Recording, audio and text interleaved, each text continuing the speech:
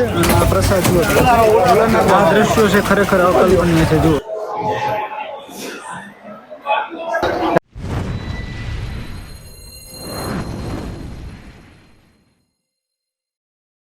તો સૌ પ્રથમ તો બધાને સંત દેવીદાસ અમર દેવીદાસ. તો હાલ મિત્રો આજ બીજ નિમિત્તે જે ભવ્ય રસોડું છે એ રસોડામાંની સામે ઊભો છું મિત્રો. તો આજે હું તમને એ રસોડું બતાવવાનું છે કે મિત્રો આજના દિવસે મિત્રો 25 લાખ જેટલું માણસ અહીંયા જમવાનું છે, પ્રસાદી લેવાનું છે મિત્રો. તો ચાલો તેમની પ્રોસેસ છે એ તમને બતાવું અને જે અહીંયા જે સેવા આપે છે એ લોકોનું તમને હું શૂટિંગ થોડુંક બતાવું. તો બનાવી દો ફૂલ વિડીયોમાં. તો ચાલો હવે શરૂ કરીએ.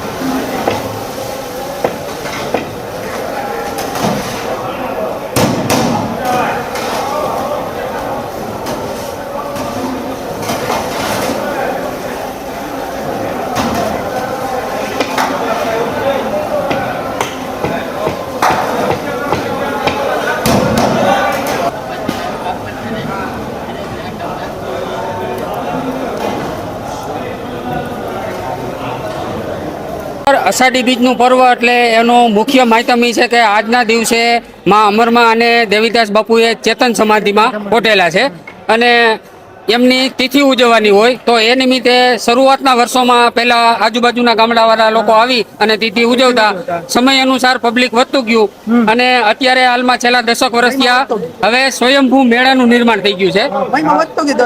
પરબધામની અંદર સ્વયંભૂ મેળાનું નિર્માણ થઈ ગયું છે, પણ મુખ્ય હેતુ અમારો આ આજની તિથિ ઉજવવાનો હોય છે. પ્રસાદ વિભાગમાં વાત કરું તો 5 નંબરનું રસોડું છે, જેમાં રાણપુર, ભેસાણ, દેવકી, ગાલોડ, નવાણિયા એવા 4 ગામ ઓલરેડી પ્રસાદ બનાવવામાં હોય છે. બીજા 40 ગામ સેવામાં હોય છે, જેને અલગ અલગ કામ સોંપેલા હોય. અમુક લોકોને અહીંથી તૈયાર પ્રસાદ રસોડા સુધી પહોંચાડવાનો હોય છે અને એ પહોંચાડવા માટે જે ટ્રેક્ટરોની ટીમ હોય છે, 200-250 મિની ટ્રેક્ટર રાખેલા છે, એ પણ બધા અલગ અલગ ગામના, એટલે એવા લગભગ અહીંયા 60 જેટલા ગામની ટીમો કામ કરે છે.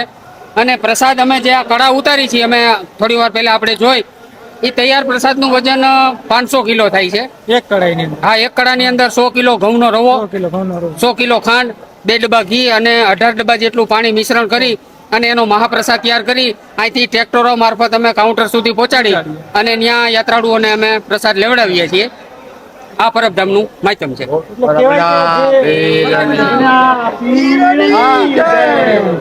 આ એક કડાઈની અંદર અંદાજે કેટલા લોકોનો પ્રસાદ થઈ શકે? 500 કિલોનો હોય એવરેજ. અમે અમારી રીતે ઉચક એવરેજ માંડી તો વ્યક્તિ દીઠ 100 ગ્રામની એવરેજ લગાડી એટલે 5000 વ્યક્તિ પ્રસાદ લે છે. હા. તો આજે અષાઢી બીજ છે તો સવારથી જ રસોડું ચાલુ હશે? 4 દિવસથી આ ઓલરેડી, મતલબ આજે સવારથી આમ તો 4 દિવસથી ચાલુ છે, પણ જે આ મોટું મહાકાય રસોડું છે એ આજે સવારથી ચાલુ? નહીં, આ મહાકાય રસોડું 4 દિવસથી આ ચાલુ છે અને રોજની 5-6 કડાઓ ઉતારવામાં આવે છે અને 4000 જેટલા સ્વયંસેવકો આમાં આ આજુબાજુના ગામના કામ કરે છે. અને તમામ લોકોને અમારી ઉપર અમારા ગુરુ મહારાજ કયો કે દેવીદાસ બાપુ કયો કે અમરમાં કયો, એની એક સકારાત્મક ઉર્જા આશીર્વાદ રૂપે અમારી ઉપર કામ કરતી હોય. તમે જોઈ શકો છો આ રસોડામાં અંદાજે 45 થી 50 ડિગ્રી તાપમાન છે, પણ છતાં અમે 72 કલાક અહીંયા સેવા કરતા હોય. નથી થાક લાગતો કે નથી અમે હિંમત હારતા. એ અમારા ગુરુજીની એટલી અમારી ઉપર કૃપા છે. ક્યાંક ને ક્યાંક કહીએ તો આપણી ઉપર એની મહેરબાની હોય તો જ આ કાર્ય થઈ શકે. અને સુરત, અમદાવાદ, બિલીમોરા એ લોકોની ટીમો આવી છે સેવામાં. એ લોકોને પીરસવા વિભાગમાં રાખેલા છે. જો તમે એ બાજુ શૂટિંગ લેવા જાઓ તો આ બિલીમોરા, સુરત, વલસાડ, વાપી ત્યાંથી પણ બસો સેવામાં આવી છે. તો અમે એમનો પણ હૃદયથી આભાર માની છીએ કે અહીંયા પરબધામની અંદર સેવા કરવા આવ્યા છો તમે. બોલો પરબધામ.